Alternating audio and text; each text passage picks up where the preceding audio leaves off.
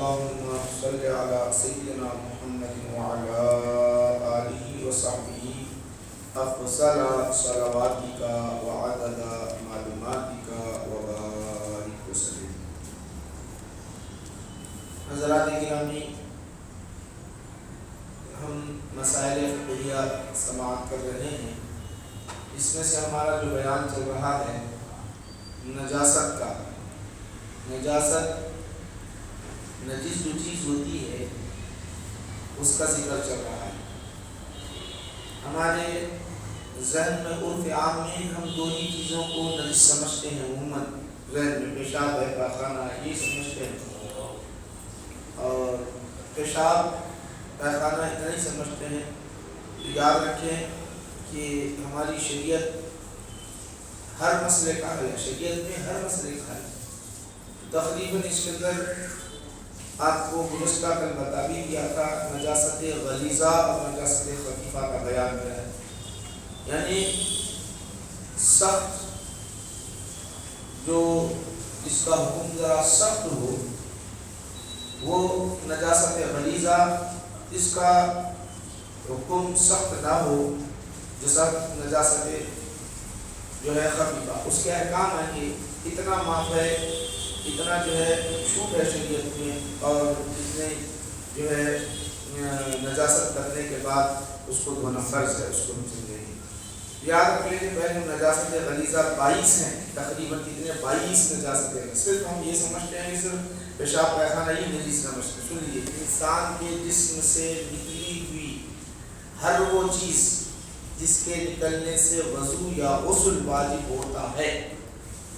کیا نکلتا؟ پاخانہ، پیشاب، منی، مزی، ودی. منی، مزی، ودی یہ اس سے پہلے گزر چکا، اور اس سے پہلے مزی اور منی ودی میں فرق یہ ہے کہ منی جو ہے نکلتی ہے خواہش نفس کے ساتھ چھلانگ لگا کر کے نکلتی ہے، اس کو کہتے ہیں منی.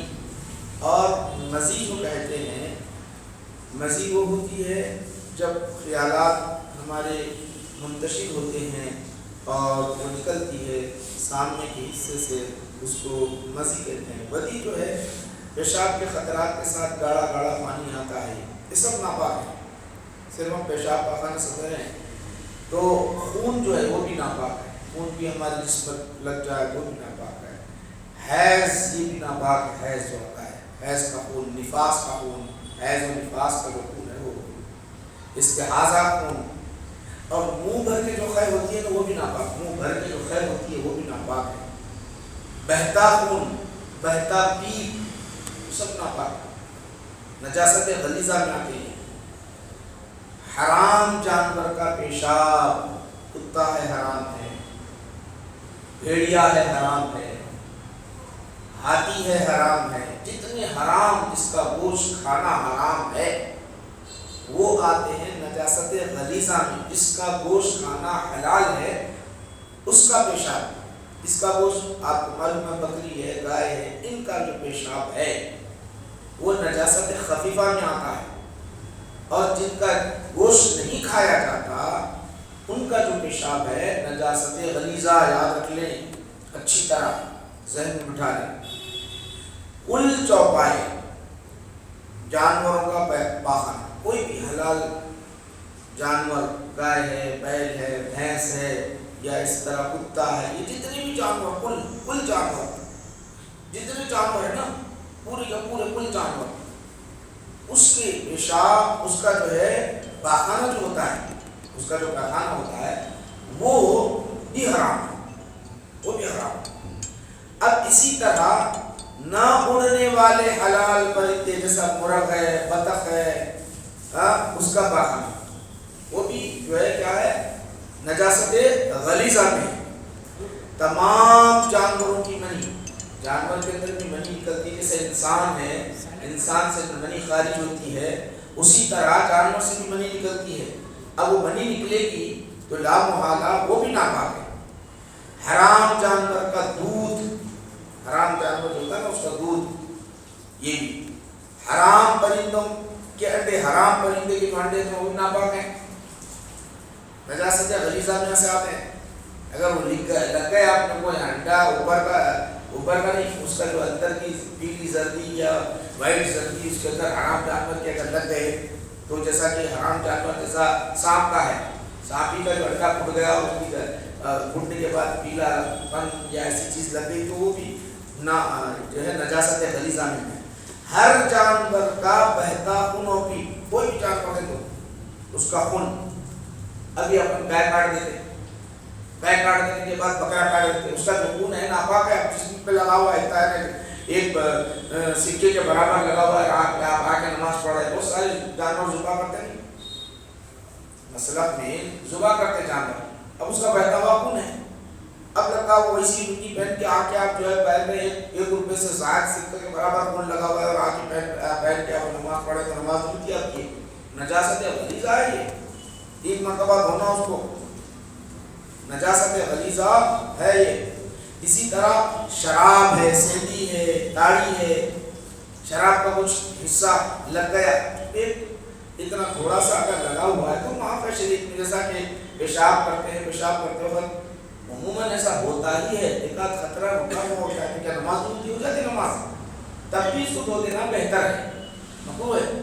اب عموماً جتنے بھی ہے ٹائٹ اتنا جو ہے ہمارا ٹائٹ ہوتا، ایک آدھ خطرہ رہتا ہے، جو بعض پر گر جاتا، چڈی میں لگ جاتا اندر سے. اگر 1 سکے کے برابر اگر انہوں نے بڑھا ہے، 1 سکے سے بڑھ گیا تو اب تو دھونا ہی لازم ہے آپ کی، اب دھونا لازم ہے. وہ 1 روپے کے سکے کے برابر اگر آ رہا ہے تو دھونا لازم ہے. اس سے کم ہے، تھوڑا سا خطرہ ہے تو دھونے کی ضرورت نہیں ہے. وہ پانی جس سے نجاست دھوئی جائے، اب جو ہے آپ نجاست لگا جسم پر لگی تھی، پائجامے پہ لگی ہوئی تھی، اب اس کو دھو دی، اس کا پانی جو ہے ناپاک ہے. اب یہ 11 آپ کو بتایا ہوں، 11 تو 22 ہیں، کل ان کو 11 اور سنیں. یہ جتنے سنے ہیں 11 ہم سے یہ سمجھتے ہیں کہ ناپاک کیا چیز ہے، ناپاک پیشاب پیخانے میں جو رہتے ہیں، یہ اتنی چیزیں ناپاک ہیں. اگر یہ چیزیں آپ کے جسم پر لگی ہوئی ہو یا کپڑے پر لگی ہوئی ہو یا آپ جہاں نماز پڑھے وہ جگہ ناپاک ہو، یہ چیزیں لگی ہوئی ہے اور آپ اس کا اثر ظاہر دیکھ رہے ہیں، آپ نماز پڑھے تو آپ کی نماز نہیں ہوتی ہو. 1 روپے کے سکے کے برابر. ہاں اب آگے جو ہے وہ اور 11 ہے. نجاست غلیظہ کا حکم الگ ہے اور نجاست خفیفہ کا حکم الگ ہے، دونوں کا الگ، دونوں لگے. تو جیسے نجاست خفیفہ کی مثال کے طور پر آپ کو بتاؤں، گائے کا پیشاب لگا ہوا ہے، 1 روپے کے سکے سے زائد بھی معاف ہے.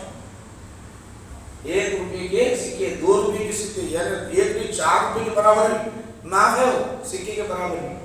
حلال جانور کا پیشاب ہے نا بھائی، مگر اس کے برعکس حرام جانور کا پیشاب اگر لگا ہوا ہے، کتے کا ہے، 1 روپے سے بڑھ گیا، 1 روپے کے برابر ہوگا، نماز نہیں ہوتی پڑے تو پہلنے کے اگر لگ جانے کے بعد. تو اس کے اندر فرق ہے. انشاءاللہ یہ پورا اگر آپ مضمون سنیں گے تو آپ کو بڑا فائدہ ہوگا ہمیشہ کے لیے. اور میں نے جو فطری کی نماز ہے، عموماً ہمارے پاس کیا ہوتا، دادا ہے، نانا ہے، والد ہے، بچوں کو اٹھا دیتے، اٹھا دینے کے بعد گود میں لے کے تھوڑی دیر پر پیشاب کر دیتا ہوتا ہے. چھوٹا بچہ ہے، دودھ پینے والا ہے، کیا ہوتا کچھ نہیں ہوتا، ایسے چل رہا ہوں نظام میں، چلتے چلے جا رہا ہوں، پیشاب تو کر دیتا، پیخانہ آ کے اسی نماز پڑھنا شروع کرے. نماز نہیں ہوتی آپ کی. بچہ ہو یا بچی ہو، شیر خوار بچہ ہو یا بچی ہو، تو اگر وہ ایک خطرہ، تھوڑا سا خطرہ لگا ہوا ہے تو بات ہے. 1 روپے کے سکے کا برابر آپ کے جسم پہ لگا ہوا ہے، پائجامے پہ لگا ہوا ہے یا کرتے پہ لگا ہوا ہے، ویسے آپ آ کے نماز پڑھ رہے ہیں تو آپ کی نماز نہیں ہوتی ہے.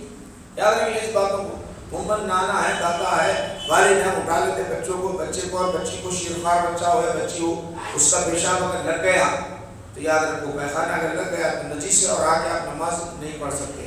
ہمارا ماڈرن زبان تو ماشاءاللہ ہر نماز میں بھی ماڈرن ہے اور عبادت میں ماڈرن بنے ہوئے ہیں. تو سن لو، اپن پوری ہندوستان میں جھاڑو مار لیتے، پیٹوں کو لگا ہوا رہتا، انڈیا ہے پورا گندا یہاں سے ہوتا، ویسے آ کے جو ہے نماز پڑھنا شروع کر دیتے، ویسے آ کے نماز پڑھنا شروع کر دیتے.